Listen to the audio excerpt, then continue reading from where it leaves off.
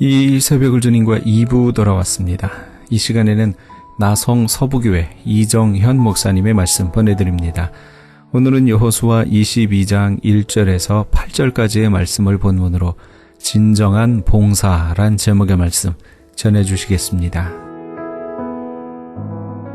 과거 전두환 대통령 밑에 있던 장세동 씨는 기자들이 당신이 어떻게 그렇게 전두환 씨에게 그렇게 충성과 복종을 잘합니까? 이렇게 묻자 그분은 나를 알아주고 인정해주기 때문이라고 말했어요. 여러분, 사람은 자기를 알아주고 인정하는 사람에게 충성을 바치고 때로는 생명까지 건다고 합니다. 지도자인 여호수아와 온 이스라엘은 서로를 믿었습니다. 백성들은 지도자를 믿고 지도자는 백성들을 믿고 서로가 믿고 인정하여 하나가 됐을 때에 결국은 불가능하게 보이는 계란으로 바위를 쳤는데 바위가 부서지는 것과 같은 놀라운 이적적인 결과가 일어나서 결국은 가나안 정복에 승리하게 됐다는 거예요. 제가 지난번에는 여호수아 7장을 강의했는데 오늘 22장으로 건너뛴 이유는 이제 가나안 전투가 거의 끝이 나고 땅이 분배된 내용이기 때문에 그 안의 내용들은 크게 설명할 필요가 없습니다. 자, 여호수아는 가나안 전투가 끝났을 때에 결코 잊어버릴 수 없는 충성된 몇몇 지파를 예를 들면서 그들을 칭찬했어요. 그 사람들이 오늘 본문에 나오는데 두 지파 반인데 어떤 지파입니까?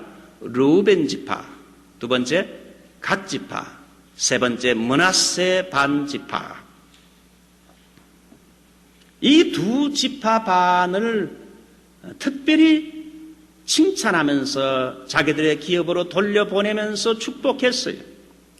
이들은 가나안 동편 지역의 두 왕인 시온과 옥을 쳐부수고 바산과 길르앗과 헤브론 헬몬산까지의 모압 평지 땅을 차지했을 때에 이 두 지파반은 다른 지파보다 더 많은 가축대를 가지고 있기 때문에 이 땅을 볼 때에 그린필드, 참으로 비옥한 초원지대이기 때문에 모세에게 나와서 모세여 이 땅을 우리에게 기업으로 주소서. 이 땅을 기업으로 주어서 우리 처자식이 이곳에 살게 해 주십시오 했을 때에 모세가 처음에는 반대하자 몇 가지 조건을 걸었어요. 우리에게 이 땅을 주면 우리는 요단강 서편의 가나안 땅에서의 기업은 차지하지 않겠습니다. 이 땅을 우리에게 준다면 처자식과 양떼와 가축은 길르앗 성에 머무르고 20세 이상의 장정된 껄껄한 용사 4만 명이 가나안 전투와 선봉에 서서 앞으로 가나안 전투할 때 끝날 때까지 선봉에 서서 우리가 책임을 다하겠습니다.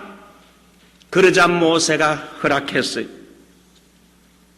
그래서 모세와 여호수아에게 약속한 이 가나안 동편 땅을 우리에게 기업으로 주시면 우리 두 지파반은 가나안 정복 전쟁의 최선봉에 서서 가나안 전투 다 끝날 때까지 우리의 고향으로 돌아오지 않고 집으로 돌아오지 않고 끝까지 책임을 다하겠습니다. 그런데 결국은 이스라엘 공동체와 한 약속을 끝까지 신실하게 잘 지켰어요. 그래서 여호수아는 전쟁이 다 끝난 후에 그들의 공로를 취하고 그들의 기업과 장막으로 돌려보내면서 많은 전리품과 선물을 주면서 이제 축복합니다. 자, 오늘은 이 본문의 내용, 본문의 이 내용을 가지고 진정한 봉사의 자세, 섬김의 자세, 이런 제목으로 좀 소개하고자 합니다. 봉사의 원리 제일 첫 번째, 공동체 앞에서 한번 약속한 봉사의 서약은 끝까지 지켜야 됩니다. 우리 장로님들, 집사님들 임직 받을 때 여러분 공동체 앞에서 한번 서약한 것 끝까지 신실하게 지켜야 됩니다. 르우벤과 갓 자손은 민수기 32장 16절로 19절을 보게 되면 모세에게 이렇게 약속합니다. 만약 이 성읍 가나안 동편 이 성읍을 우리에게 주신다고 약속하시면 우리는 무장하고 이스라엘 자손을 이제 그곳으로 인도하기까지 그들 앞에 행하고 이스라엘 자손이 각기 기업을 얻을 때까지 우리 집으로 돌아오지 아니하게 싸우며 우리는 이 요단 동편에서 산업을 얻어 싸우니 그들과 함께 나중에 정복한 후에도 요단 서편 땅은 기업으로 우리가 얻지 아니하겠나이다. 그들은 오래전에 모세에게 약속한 이 약속을 그들은 끝까지 지켰어요. 기간으로 볼 때 오랜 세월이 흘러갔지만은 계속되는 전쟁 속에서 언제 죽을지 모르는 불안과 공포 속에서 이젠 더 이상 못한다 그러면서 핑계댈 수도 있었어요. 멀리 두고 온 처자식들의 얼굴이 떠올라서 이젠 처자식의 품으로 돌아가고 싶었을 텐데 그들은 모세와 여호수아에게 약속한 그 언약을 쫓아 성실히 기꺼이 형제들과 함께 가나안 전투 끝까지 참여해서 형제들을 도왔습니다. 하나님과 공동체 앞에서 서약한 봉사의 서약을 신실하게 지켰다는 거예요. 그래서 오늘 모세는 본문에서 칭찬합니다. 오늘날까지 날이 오래도록 너희가 너희 형제를 떠나지 아니하고 오직 너희 하나님 여호와의 명하신 그 책임을 지키도다. 여호수아 22장 3절 말씀. 사람은 약속을 하긴 쉬워도 그 약속을 끝까지 지키는 건 어렵습니다. 약속을 했다 할지라도 시간이 지나고 환경이 어려워지면 이런저런 핑계를 대면서 어쩔 수 없었다고 약속했지만 어쩔 수 없었다 그러면서 미꾸라지같이 빠져나가는 사람들이 있을 것입니다. 그러나 이 두 지파반은 모세가 죽었고 어려운 상황 가운데서 적당히 눈가림하거나 핑계대지 않고 끝까지 약속을 지켜서 가나안 전투 마지막까지 생명을 다해 싸웠어요. 여러분, 하나님의 일에는 가끔 보게 되면 핑계를 대는 사람들이 많습니다. 충성치 못하는 사람들이 이런 핑계 저런 핑계를 대면서 여러분 핑계를 잘 내려놓습니다. 그러나 충성된 사람은 여러분 핑계가 있을 수 없습니다. 그래서 이 faith, 믿음이란 여러분 헬라어의 단어는 피스티스라고 하는데요. 그 단어는 충성이라는 말과도 동일하게 사용됩니다. 피스티스란 단어는 믿음으로도 사용되고 충성으로도 사용돼요. 그러니까 믿음이란 것은 하나님이 내게 맡겨진 일에 충성을 다한다는 거예요. 제가 그 충성이라는 말에 대해서 여러 번 이야기를 했는데 충성은 세 가지를 극복한다 그랬어요. 제일 먼저는 일의 크고 작음을 극복한다. 사람들이 큰 일은 충성하지만 작은 일은 잘 안 하나 그래요. 일이 크든지 작든지 일의 크고 작음을 극복하는 게 충성이에요. 두 번째는 시간의 길고 짧음을 극복해야 돼요. 처음에는 잘하지만은 나중에 시간이 지나면서 충성이 퇴색될 때가 있어요. 5년 전이나 10년 전이나 20년 전이나 충성이 변함없어야 돼요. 세 번째는 환경에 좋고 나쁨을 극복해야 돼요. 환경이 좋을 때는 다 열심히 기쁨으로 일할 수 있습니다. 그러나 환경이 어려워지면 사람들은 여러분 충성이 변하게 됩니다. 폴란드의 바사 공작과 부인 카탈리나 자겔로의 사랑, 바사 공작과 부인 카탈리나 자겔로의 사랑은 지금도 사람의 입에 오르내립니다. 폴란드의 에릭 왕은 바사 공작에게 반역죄를 적용해서 종신형을 선고했어요. 그때 부인 카탈리나는 왕에게 찾아가서 애원을 했습니다. 왕이여, 제 남편이 종신형을 받았는데 저도 남편과 함께 감옥에서 같이 복역할 수 있도록 선처해 주시기 바랍니다. 왕이 말합니다. 부인, 종신형이 뭔지 모르고 말하는 모양인데 종신형이란 건 죽을 때까지 감옥에서 벗어나지 못하는 무서운 형벌입니다. 아무 죄가 없는 당신이 왜 옥살이를 하려고 합니까? 그때 카탈리나는 자기 손가락에 반지를 빼서 왕에게 보여주면서 애원합니다. 그 반지에는 모스 솔라라는 글귀가 새겨져 있는데 그 뜻은 죽음이 우리를 갈라놓을 때까지. 결혼 반지를 익스체인지 할 때에 모스 솔라, 죽음이 우리를 갈라놓을 때까지 우리는 희노애락을 같이 해야겠다고 약속했기 때문에 내 남편이 종신형을 받아서도 남편과 저는 여전히 한 몸입니다. 결혼식 때 한 약속은 유효합니다. 저를 감옥에 함께 넣어주십시오.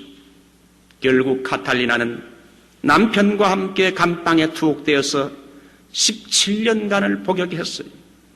아내로서 남편과 함께 고난과 고통을 같이 했어요. 끝까지 부인의 역할과 책임을 다했다는 겁니다.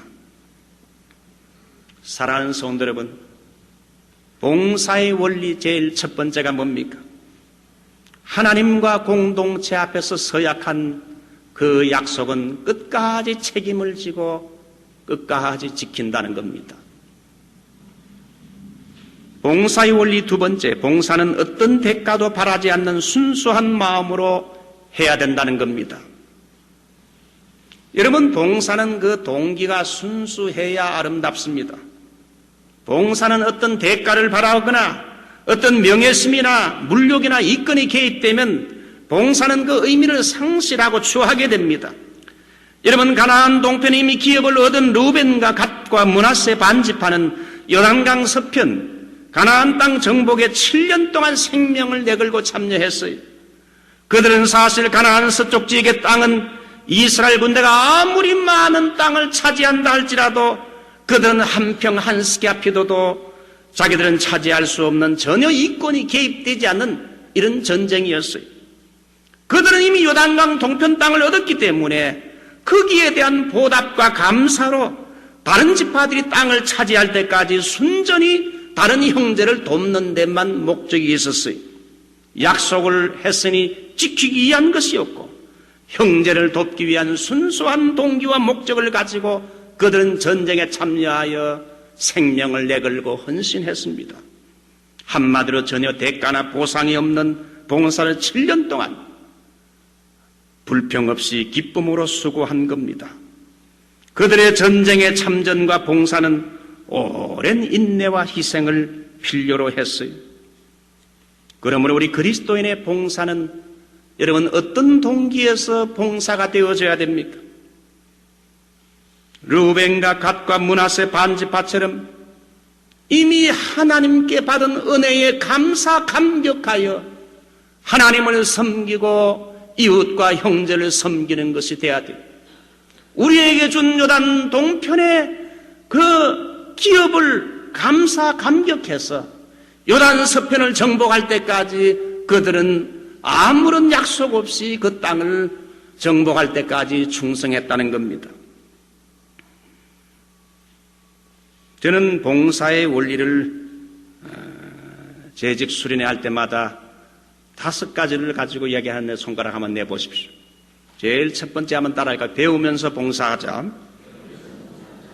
우리가 열심히 하나님 말씀을 배우면서 재직으로 어떻게 봉사할 것을 배우면서 봉사하자. 제자는 스튜던트, 배우는 사람이죠. 두 번째 따라할까요? 더불어 봉사하자. 혼자서 독불장군 내 혼자만 하려고 하지 말고 남과 더불어서 봉사하자. 세 번째 따라할까요? 기쁨으로 봉사하자. 억지로 할 수 없이가 아니라 기쁨으로 봉사하자. 네 번째, 조용히 봉사하자. 소리 내면서 봉사하지 말고 조용히 봉사하자. 다섯 번째는 바라지 말고 봉사하자. 하나님의 영광을 위해서, 사람의 인기나 어떤 명예를 위해서 추한 욕심을 가지고 봉사하는 게 아니라 온전히 for the glory of God, 하나님의 영광을 위해서, 교회의 유익을 위해서 바라지 않고 봉사하자. 자, 오늘 여기 진정한 봉사의 세 번째는 가장 최고 최선의 것으로 바쳐드리는 봉사여야 된다는 겁니다. 르우벤 지파와 갓 지파와 므낫세 반 지파는 어떤 사람들을 가나안 정복 전투의 봉사자로 파송했습니까? 자기들의 병사 중에서 가장 용감하고 민첩한 병사 4만 명을 선발했어요. 소위 청년들 중에 가장 싱싱하고 가장 젊고 가장 튼튼한 것으로 골라서 가나안 정복 전투에 여러분 군인으로 투입한 겁니다. 진정한 봉사는 뭘까요? 우리가 하나님께 드릴 때 가장 좋은 것으로 하나님께 드리는 것이 진정한 봉사예요. 하나님은 우리를 위해 무엇을 주셨습니까? 하나밖에 없는 독생자 예수 그리스도를 이 땅에 보내주셨고, 또 예수님은 우리를 십자가에서 자기의 생명 피 흘려 죽기까지 이렇게 생명을 주셨어요. 가장 가치 있는 것, 귀한 것을 하나님은 주셨고 예수님은 생명을 주셨고, 그러므로 우리도 주님이 우리를 위해 피 흘려 죽으셨으니 우리가 주님께 뭘 드리지 못할 가장 최고 최선의 것을 하나님께 드려야 된다. 우리가 주님을 섬기는 봉사의 시간도 내가 시간이 남아 돌기 때문에 그 중에 일부를 드리는 게 아닙니다. 가장 귀한 시간을 쪼개서 여러분 하나님께 드리는 거죠. 예배도 시간이 남아 돌기 때문에 할 거 없어서 교회 와서 예배를 드리는 것이 아니라 먼저 나의 가장 귀한 시간 골든타임을 하나님께 드리는 예배 시간으로 정하고, 바쁘고 피곤하지만은 예배에 우선권을 두고 먼저 하나님께 나와서 예배를 드리는 게 월십 서비스, 예배 봉사 아닙니까? 하나님께 드리는 헌금도 내 자신과 가정을 위해 쓰다가 이제 좀 물질의 여유가 있기 때문에 11조도 드리고 남은 것을 얼마나 하나님께 드리는 것이 아니라 내 삶과 가정을 위해서 쓸 것이 많지만은 먼저 하나님께 떼어서 11조와 감사 예물을 믿음으로 바치는 겁니다. 우리의 봉사도 마찬가지요. 젊음이 지나가고 이제 할 일이 없는 때이기 때문에 봉사 좀 하겠다, 그게 아닙니다. 가장 노른자와 같은 우리의 시간과 젊음을 주를 위해 바쳐 봉사하는 거예요. 가장 귀한 시간, 가장 귀한 물질, 가장 귀한 젊음, 최선의 값진 것으로 주님께 드리는 것이 봉사예요. 저는 21살에 주님의 종으로 부름을 받았을 때 이런 생각을 해보게 됐어요. 주님, 저는 아직 젊고 어립니다. 아직 세상도 모르고 철이 없는데 세상도 좀 알고 좀 즐기고 직장생활도 해보고 세상 경험도 해보고 인간관계도 좀 많이 해보고 인생을 좀 즐기다가 한 50쯤 되면 그때 제 인생을 드리면 안 되겠습니까? 그런 생각을 했을 때에 주님이 제 마음속에 들려주는 세미한 음성은 너의 젊음, 너의 때묻지 않은 순수한 때에 너 자신을 나에게 바쳐라. 이야기 하나 마칠게요. D.L. 무디라는 소년이 있는데 제 부친이 왜 하나님이 D.L. 무디를 쓰셨는가 하는 책을 번역했어요. D.L. 무디라는 소년은 그 아버지가 원래 가난한 벽돌공으로 벽돌을 나르고 또 벽돌을 갖다가 쌓는 일을 했는데 하루는 큰 사고가 나서 그 아버지가 죽어버리고 말았습니다. 10명의 가족을 남겨놓고 사망하게 됐어요. 밥벌이 하던 아버지가 죽으니까 온 가족이 이제는 끼니를 걱정해야 되게 됐어요. 그 10명의 아이들 가운데 D.L. 무디가 하나인데, 그러다 보니 D.L. 무디는 초등학교를 졸업하고 중고등학교 시절 공부를 못하고 17살 때 보스턴의 구두방에 취직하게 됐어요. 구두방의 주인이 제시하는 한 가지 조건은 교회 학교와 주일학교에 절대 빠지지 말라. 그 조건으로 취직을 시켜주었어.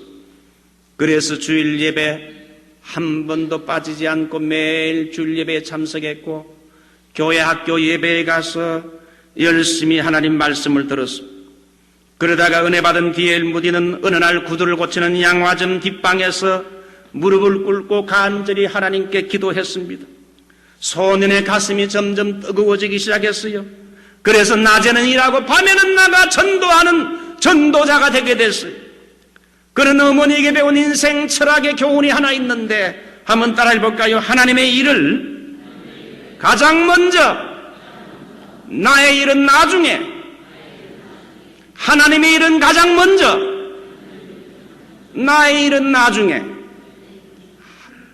먼저 그 나라와 그 의를 구하라. 하나님의 일은 먼저 하고 내 일은 나중에.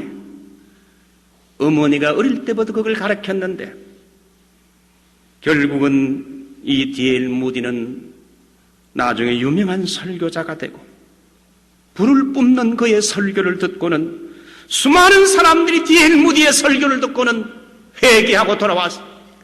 그는 초등학교밖에 안 나온 이런 사람이었지만은 성령 충만한 그의 설교를 통하여 수많은 사람이 주님 앞으로 돌아오게 됐어. 미국과 영국에서 100만 명 이상의 사람들이 그의 설교를 듣고 하나님 앞에 돌아오고 헌신하게 됐어. 하나님의 일을 우선적으로, 내일은 나중에. 이 어머니의 가르침이 이 소년을 위대한 인물로 자기의 가장 귀한 젊음을 하나님께 드린 거지요. 이제 말씀을 맺습니다. 오늘 여호수아가 두 지파 반을 가나안 정복 전쟁 후에 이제 자기의 처자식이 있는 요단 동편으로 돌려보내면서 그동안 7년 동안의 생명을 내걸고 끝까지 충성하고 헌신하고 약속을 지킨 이 두 지파 반을 칭찬하고 그 다음에 축복을 합니다. 오늘 여기에는 두 가지 요소가 나와요.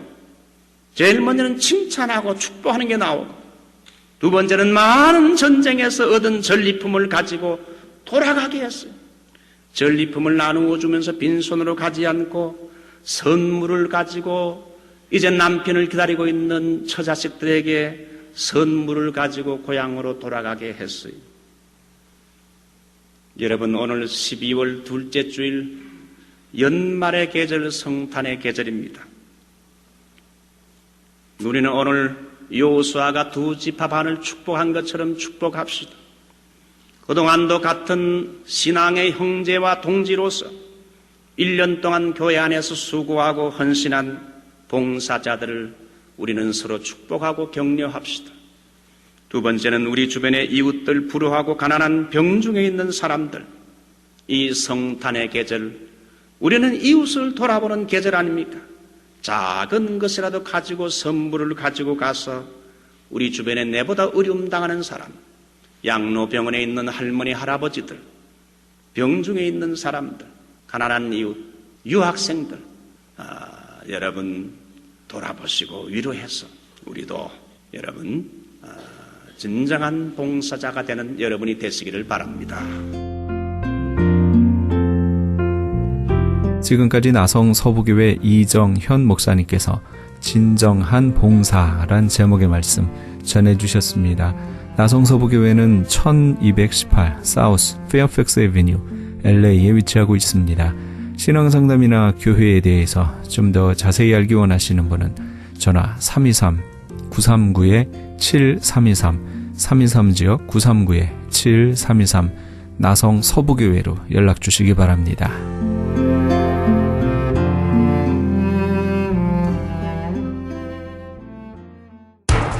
기적의 영양제 M3를 아십니까? 무슨 병에 걸렸던지 큰 효과를 준다는 그 신비한 기적의 영양제. 혈액에 영양을 공급하여 힘이 생기니까 피곤하지 않고 이제는 지팡이 없이 걸을 수 있다고 많은 분들이 간증을 합니다. 혈액 해독, 기력 회복, 뼈 골수 영양 공급, 심장, 뇌, 혈전 용해. 유태인 회사가 제조한 특수 영양제. M3. 혈액순환을 잘 되게 하는 최고급 영양제. M3. 크던 작던 아픈 곳이 있다면 M3. 213-435-9600, 213-435-9600번입니다. 정직한 마음으로 권해드립니다.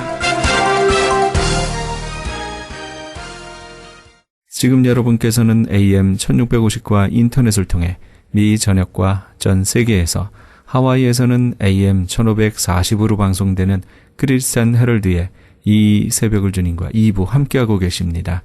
방송시간과 설교 편성표는 크리스찬 헤럴드 신문 주간 편성표나 홈페이지 cheraldus.com에서 확인하실 수 있습니다.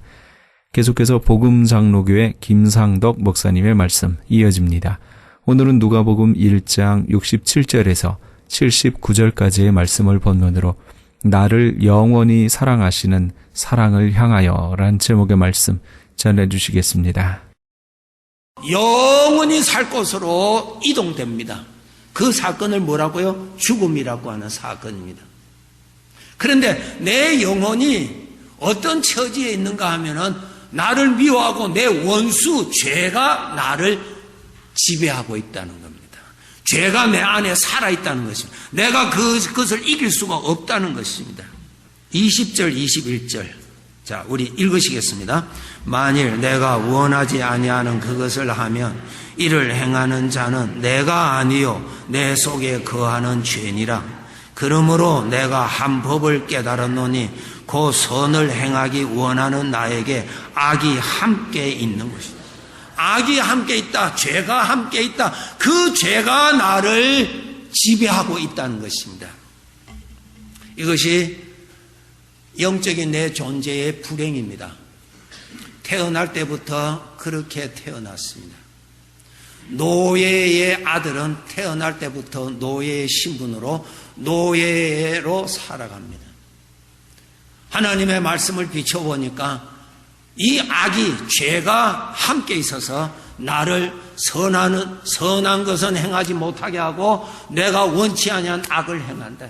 우리 모든 사람은 다 행복하게 살아가기를 원하지 불행하게 살아가기를 원하는 사람 아무도 없습니다.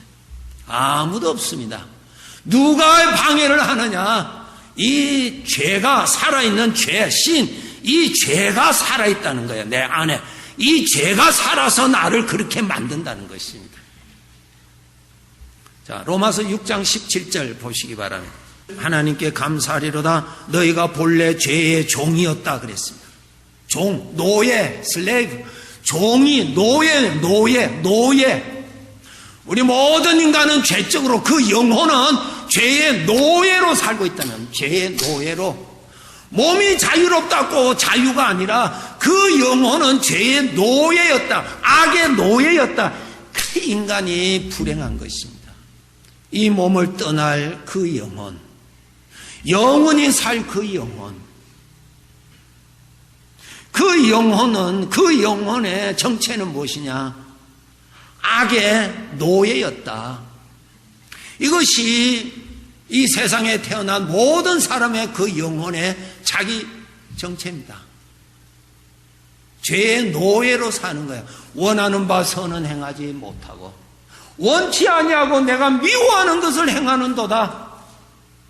그러면 누가 하느냐? 나는 원치 않는데 누가 이렇게 하느냐? 내 안에 악이 함께 있어서 악이 나를 이끌어서 그렇게 하게 한다. 악이 나를 내가 원치 아니하는데 하게 한다.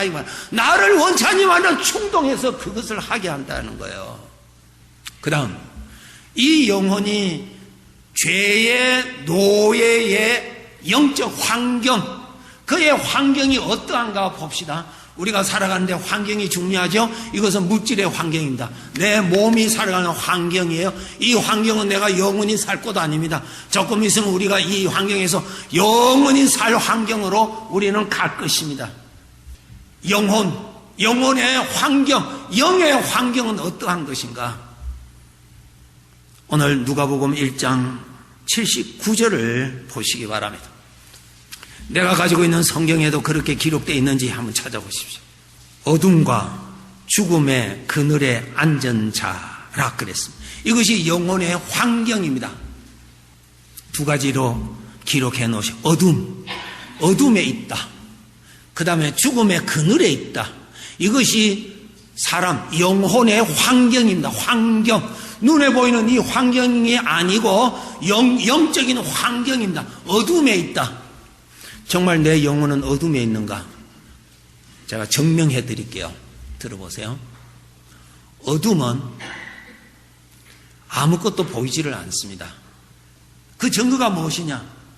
자기 주인도 모르고 삽니다. 하나님 모르고 삽니다. 왜? 어둠 속에 있으니까 하나님이 안 보이니까 없다고 말합니다. 나라는 존재가 여기에 있다면 나의 주인이 있다는 말인데 내가 원해서 세상에 태어난 것도 아니고 내가 원해서 이 세상을 떠날 것도 아니고 전혀 내가 결정할 것 하나도 없습니다. 자, 그것까지는 다 인정하시는데 내가 여기에 있다는 말은 누가 나를 있게 했지? 나의 주인이 있다는 것이죠. 주인이 있다는 것입니다. 그런데 사람들은 주인을 모릅니다. 왜 모르는 줄 아세요? 어둠 속에 있으니까 안 보이니까. 그것이 영적인 어둠 속에 있으니까 주인이 보이지를 않는 것입니다. 자기의 원인이 보이지를 않습니다. 주인이 보이지를 않습니다. 나는 내가 주인이야. 말도 안 되는 소리 하네요. 앞이 안 보입니다. 영원을 믿지 않습니다. 죽으면 그만이지 뭐 그렇게 안 보이는 사람입니다. 캄캄한 가운데 있는 사람입니다. 영원히 안 보입니다. 자기가 영원히 어디로 갈지 전혀 모릅니다. 나는 거기에 신경 쓸 것 없어. 그냥 이 세상 살 때까지만 그냥 내 주관대로 살다가 끝나면 그것은 정말 두려운 말입니다. 캄캄한 가운데 있으니까 아무것도 없습니다. 자기 주인도 못 보지요. 자기 이 세상을 살아가는데도 사업하시는 분들, 아니 하루하루 살아갈 때 내일에 대한 어떠한 희망이 보이지 않냐면 오늘 잠을 못 자고 불안하는 것이 인간의 마음입니다. 내일에 대한 어떤 해결책이 모색이 안 될 때는 불안하는 것이 당연한 것입니다. 자기 자신은 영원히 사는 영적인 존재인데 영원히 살 것에 대해서는 전혀 관심이 없는 것은 캄캄한 가운데 있으니까 안 보여서 그렇다는 거예요. 이게 영적인 캄캄한 가운데 있는 것입니다. 주인도 모르죠. 매일 미래도 보이지를 않습니다. 그 다음에 자기 자신도 보이지 않습니다. 자기가 누구인지 자기 자신 몸이 자기인 줄 압니다. 아니지요. 이것이 어떻게 자기입니까? 자기 자신도 보이지 않습니다. 왜 그럴까요? 어둠 속에 있으니까 아무것도 보이지 않습니다. 아무것도 보이지 않습니다. 이것을 성경에 오늘 무엇입니까? 어둠 속에 있다 그래요.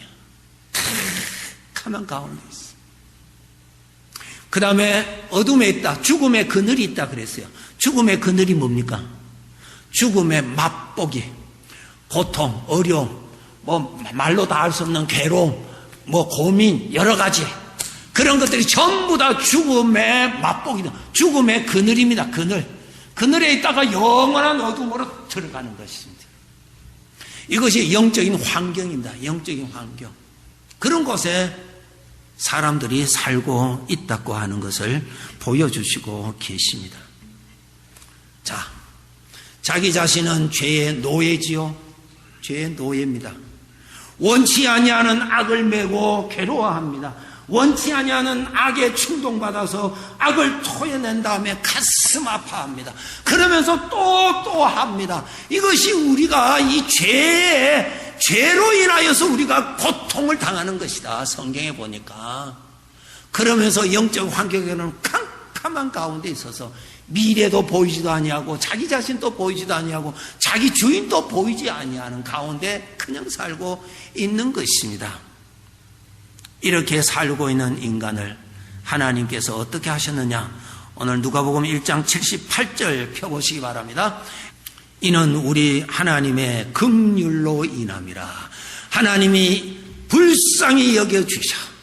이렇게 사는 인간을 불쌍히 여기시고 태어날 때부터 죄의 노예로 태어나서 캄캄한 가운데서 살아가는 이들, 죽음의 사슬에 매여서 거기에서 방황하다가 영원한 어두움으로 끌려가고 있는 이 영혼들을 하나님이 불쌍히 여겨주셔서 구원하러 오신 이가 예수 그리스도입니다. 불쌍히 여기셔서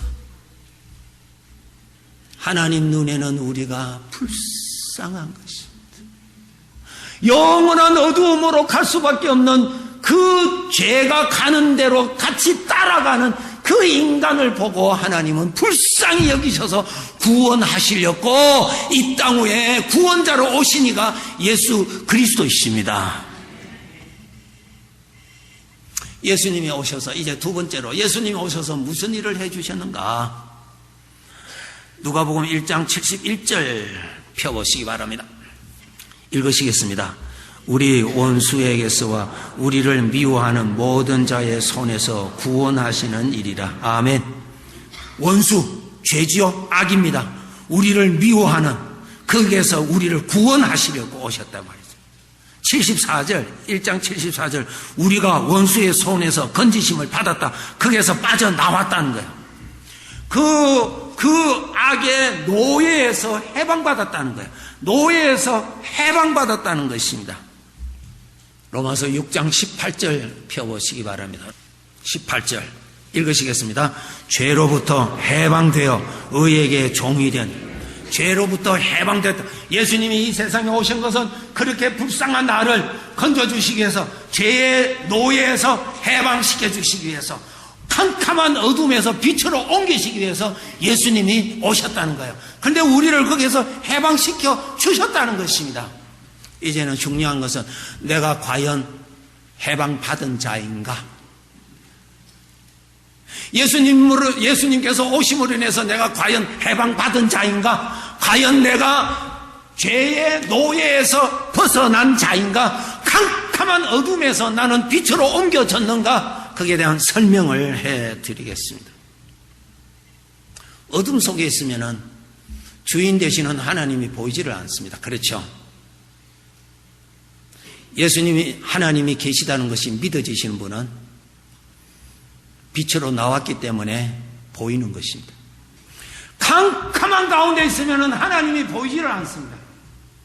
그런데 하나님이 믿어집니다. 믿어진다는 말은 보인다는 거예요. 보인다는 거예요. 믿어진다는 것은 지식이 아니에요. 보이는 것입니다. 믿어지는 거예요. 믿어지는 거예요. 지식하고 보이는 것 차이를 말씀드릴게요. 내가 이러한 영적으로 죄의 노예고 영적으로 내가 어둠 속에 있다는 것이 보여지는 사람, 믿어지는 사람, 말씀대로 인정이 되는 사람은 어둠에서 빛으로 나왔기 때문에 보이는 것입니다.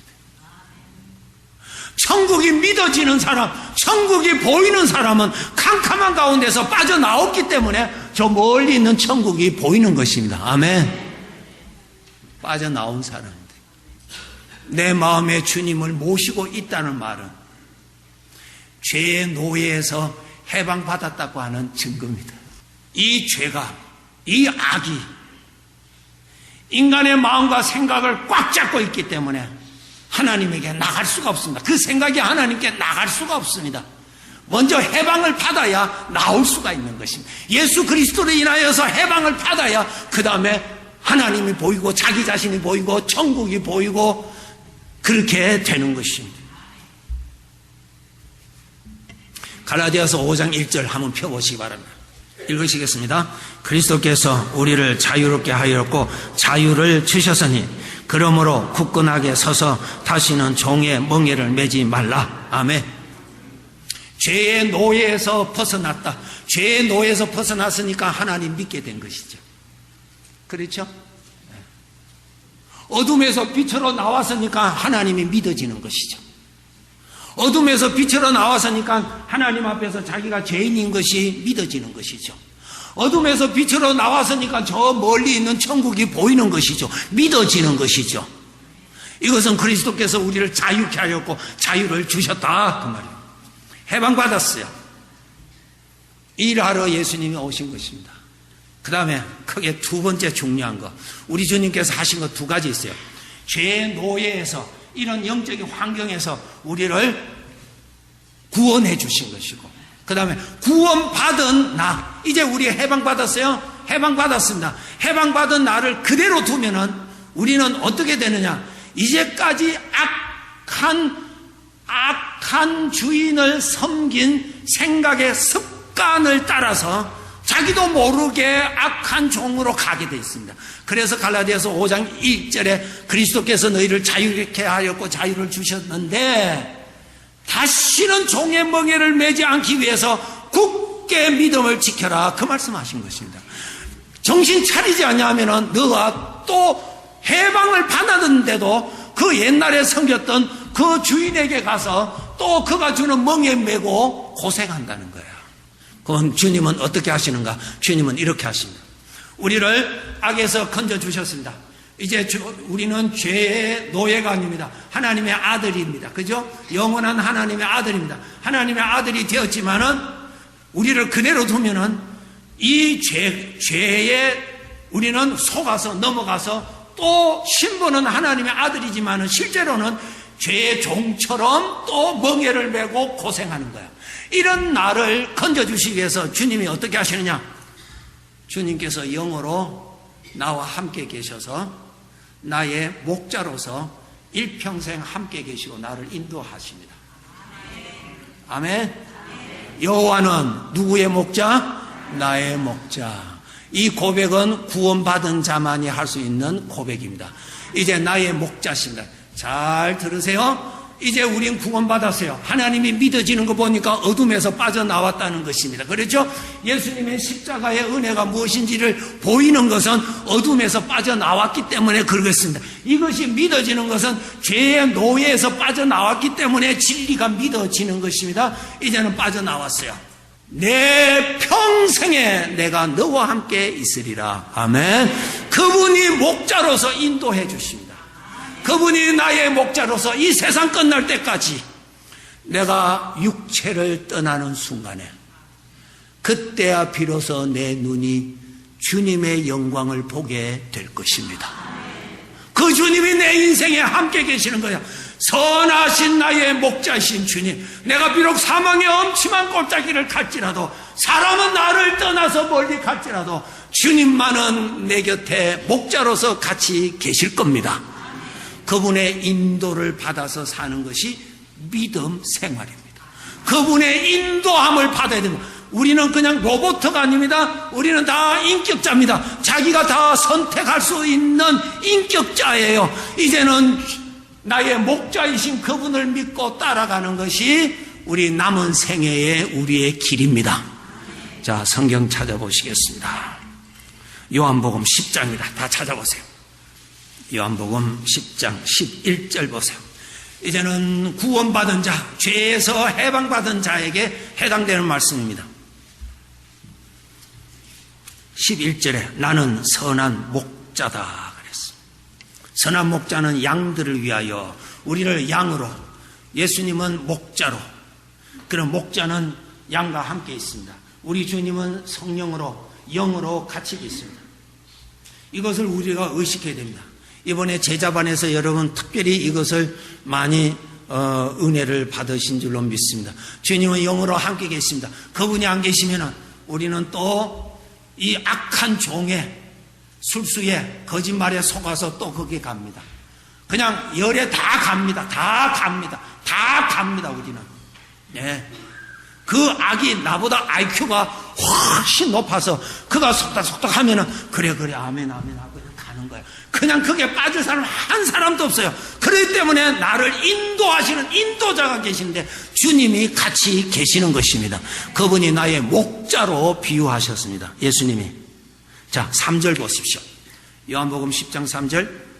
문지기는 그를 위하여 문을 열고, 목자를 말합니다. 그를 위하여 문을 열고 양은 그의 음성을 듣나니 그가 자기 양의 이름을 각각 불러 인도하여 내느니라. 양은 그의 음성을 듣는다 그랬어요. 그리고 그 목자는 그를 인도한다. 각각 그 사람의 이름을 부르면서 인도한다. 우리 주님은 우리를 단체적으로 인도하시는 일이 아니라 다 개별적으로 전부 간섭하시고 인도하십니다. 개별적으로 나의 목자입니다. 나의 목자. 주님은 나와 함께 계십니다. 내가 어떠한 형편과 처지에 있든지 거기에서 주님은 나를 인도해 가십니다. 여기에서 우리가 3절에 양은 그의 음성을 듣느니, 이 음성을 들어야 돼요. 그 다음에 4절 보세요. 자기 양을 다 내어놓은 후에 앞서가면 양들이 그의 음성을 아는 거로 따라오되. 내 영혼은 주님의 영으로 함께 계십니다. 그래 그분이 각각 나를 인도하신다 그랬어요. 뭐라고 했어요? 그 양은 그 목자의 음성을 안다 그랬어요. 그 다음에 알고, 그 다음에 뭐 한다고요? 그 음성을 따라간다. 이것이 우리 신앙생활이에요.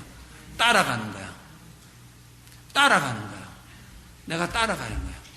그러니까 우리는 무엇을 해야 되느냐? 주님의 음성인지 아닌지를 구별할 줄 알아야 됩니다. 5절 보십시오. 5절 읽겠습니다. 타인의 음성은 알지 못하는 거로 타인을 따르지 아니하고 도리어 도망하는. 내 주님의 음성인지, 주님의 음성은 따라가야 되고 그 악이 올 때는 어떻게 하라고? 도망하라고 그랬어요. 도망. 이것이 무엇입니까? 믿음 생활입니다. 성경 지식을 가지고 있는다고 되는 것이 아니고 실제로 영적인 생활, 내가 영적인 존재인데 주님이 영으로 계십니다. 나의 선한 목자이십니다. 세상 끝날 때까지 같이 계십니다. 주의 선하심과 인자심이 정녕 이 세상 끝날 때까지 같이 계시거든요. 이제는 무엇이냐? 그분의 인도하시는 음성을 들으셔야 돼요. 어디에 들리느냐? 마음에 들립니다. 귀에 들리는 것이 아니라 마음에 들립니다. 마음에. 우리가 소리 두 소리가 있거든요. 귀로 들리는 소리, 마음에 들리는 소리. 여러분 마음에 번민이 있고 괴로움이 있을 때 소리가 귀로 들립니까? 마음에서 그냥 일어납니다. 그래서 마음에 들리는 거예요. 마음에. 그래서 우리는 이 마음에서 주님의 음성인지 옛날 나를 학대하고 나의 원수되는 죄의 음성인지 구분하셔야 돼요. 그래서 하나님께서 말씀하십니다. 주의 종은 내 백성에게 반드시 하나님의 음성과 육신의 음성을 분별하도록 반드시 가르치라고 명령을 하셨어요. 명령을. 자기 뜻대로 사는 거 아니에요. 나의 선하신 목자의 음성인지. 그래서 우리가 믿음 생활할 때 주님은 영으로 함께 계심을 잘 알고 주님의 음성인지 아니면 나를 망하게 하고 나를 괴롭히려고 하는 이 도적의 음성인지 구분하고 주님은 따라가되 도적은 도망가라 그 말씀. 이것을 믿음 생활이라고 하는 것입니다. 그것을 하십니다. 우리 주님의 구원 크게 말해서 죄의 노예였고 캄캄한 어둠 속에 살던 나를 건져주신 일을 주님이 하셨고 그 다음에 건짐받은 나를 이 세상 끝날 때까지 그분은 나의 선하신 목자가 되어주셔서 일평생 나의 생애에 함께 하셔서 내 앞에서 나를 인도해 가십니다. 그것을 따라가는 거예요. 그것을 믿는 것입니다. 그것을 가슴에 품는 것입니다. 그것이 주님을 섬기는 생활이요 하나님의 자녀의 길입니다. 사도 바울의 생애가 마감됐을 때 내가 이제 선한 싸움을 싸우고 달려갈 길을 다 마치고 믿음을 지켰다고 그랬어요. 그래서 우리가 이 생활을 해나가야 돼요. 감사한 것은 주님은 나를 구원해 주시고 오늘도 내일도 내 생에 목자로 수호해 주시는 은혜에 감사합시다.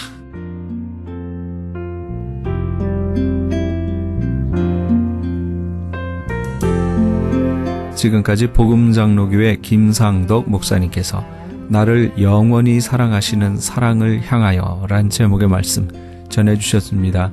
복음장로교회는 1751 웨스트 라하브라 블루버드 라하브라에 위치하고 있습니다. 신앙상담이나 교회에 대해서 좀 더 자세히 알기 원하시는 분은 전화 562-694-6214 562지역 694-6214 복음장로교회로 연락 주시기 바랍니다.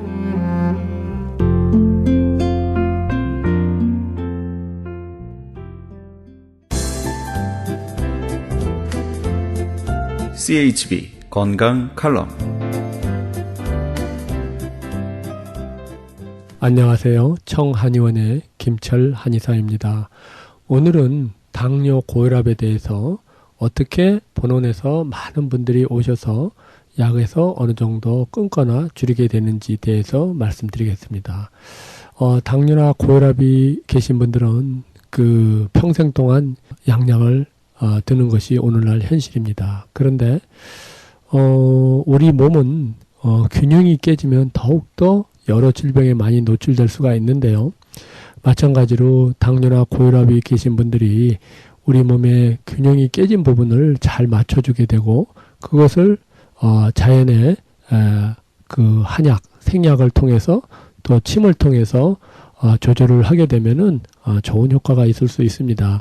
그래서 본원에서 보통 한 3, 4개월 치료를 받으면서 100%는 아니지만 한 7, 80% 정도 약을 끊거나 줄이게 되고요. 또 개중에는 시간이 많이 걸리고 또 안 되는 분들도 있습니다. 그렇지만은 약을 끊고 수치가 정상이 됐다 하더라도 우리가 완치라는 단어는 쓰지 않습니다. 왜냐하면 생활 습관에서 오는 병이기 때문에 관리 조절이 안 되면은 또 한 시간이 지나면서 다시 올 수가 있습니다. 다시 오면 다시 치료를 받아야 되는데 일단 본원에서는 양약을 드는 건 좋지만 약을 들면서도 합병증이라든지 또 그에 대한 여러 가지 부작용이 많이 나타나서 힘들어 하시는 분들이 많으신데요. 그런 분들을 위해서 약을 어느 정도 줄이면서 내 몸 스스로가 조절이 되게끔 해주는 것이 우리의 어떠한 이제 치료 원칙입니다. 그래서 본원에서는 이제 관리 조절을 어느 정도 약에서 벗어나게끔 하도록 한약과 침을 통해서 이렇게 우리가 많이 조절해 드리려고 노력을 합니다. 그런데 현실적으로 당뇨, 혈압 걸리신 분들이 시간이 지나면서 많은 합병증으로 고생들을 하시고 또 당뇨 환자들은 눈이 잘 안 보이게 되고 또 뭐 콩팥이 망가지게 되고 다리가 붓게 되고 다리가 쑤시게 되고 그러는데요. 일단은 그 약을 좀 줄이면서 또 내 몸 스스로가 조절이 되면 아주 좋다 이렇게 생각하시면 되겠고요. 그러기 위해서 우리 본원에서는 우리의 생약과 침수를 통해서 우리 몸에 균형을 맞춰줘서 내 몸 스스로가 어느 정도 약에서 벗어나게끔 그렇게 도와드립니다. 제가 수많은 임상 사례를 통해서 많은 분들이 이제 약을 끊게 되는 경험을 하게 되는데요. 어찌됐건 이렇게 많이들 그 힘든 질병에서 양약을 드는 건 좋지만은 어느 정도 또 내 몸의 균형을 맞춰서 내 몸이 스스로 조절할 수가 있다면은 그것처럼 좋은 게 없죠. 그래서 많은 분들이 현실적으로 정말 약을 나는 좀 덜 먹고 싶다. 그런데 사실 현실적으로 이렇게 약을 줄이는 것이 상당히 힘이 듭니다. 그렇지만은 본원에 오셔서 어느 정도 한약과 침술로서 우리 몸의 균형이 이루어지게 되면은 당뇨, 고혈압뿐만 아니라 또 그런 힘든 질병에서 어느 정도 증상이 개선이 될 수가 있고요. 또 그러한 방법으로 내 몸의 균형이 이루어진다면은 미래에 대해서 무서운 합병증이나 또 이런 힘든 질병에서 또 부작용에서 어느 정도 줄여나갈 수 있지 않나 이런 생각을 많이 해봅니다. 어찌됐건 사람마다 개개인의 차이가 많이 있으니까요. 오셔서 또 당뇨, 고혈압이 계신 분들이 이렇게 많이들 힘들어 하시면은 본원을 통해서 방문하시면은 진단을 통해서 왜 지금 현재 어떠한 상태에 있는가를 소상히 말씀해 드리고요. 또 한약과 침 외에도 또 음식이라든지 또 여러 가지를 자세하게 같이 얘기를 나누면서 무엇을 피해야 되고 어떤 좋은 음식을 먹어야 되는지를 소상하게 말씀해 드립니다. 그러므로 인해서 건강이 되찾아지시기를 진심으로 바라는 마음이고요. 그런 자연의 요법으로 이렇게 치료를 해서 미래에 밝은 미래가 있기를 진심으로 바라는 마음입니다. 감사합니다. 지금까지 청한의원 김철 한의사였습니다. 청한의원 전화번호는 LA지역 213-385-5833, 오렌지카운티 714지역 636-1412로 연락하시면 70% 할인 혜택도 있습니다.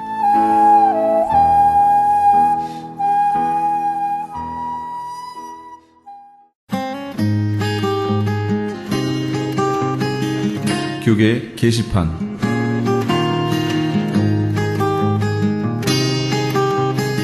남가주 기독교 교회 협의회에서 제5차 2013 사랑의 쌀 나누기 행사를 합니다.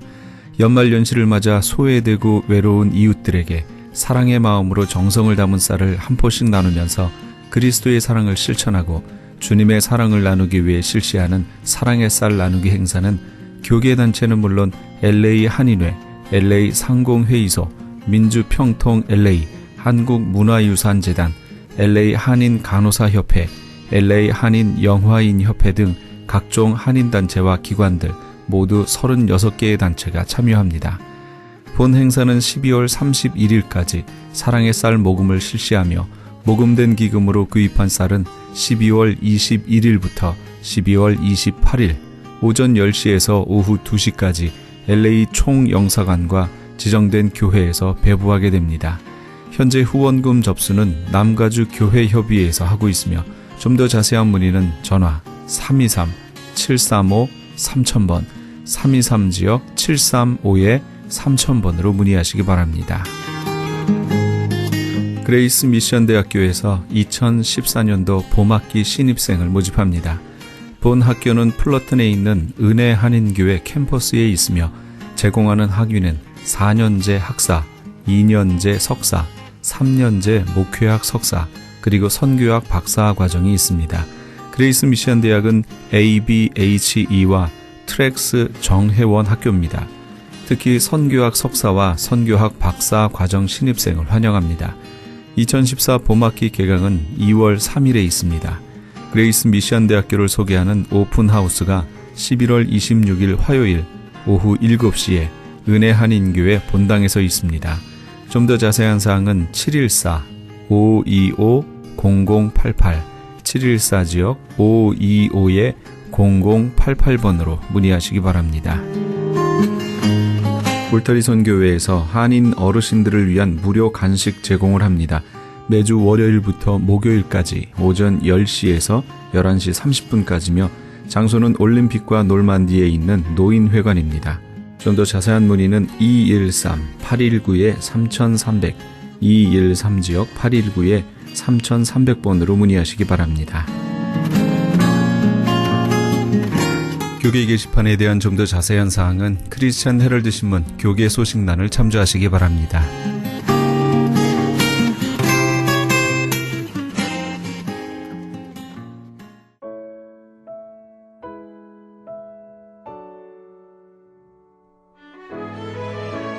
형제들아, 자는 자들에 관하여는 너희가 알지 못함을 우리가 원치 아니하노니 이는 소망 없는 다른 이와 같이 슬퍼하지 않게 하려 함이라.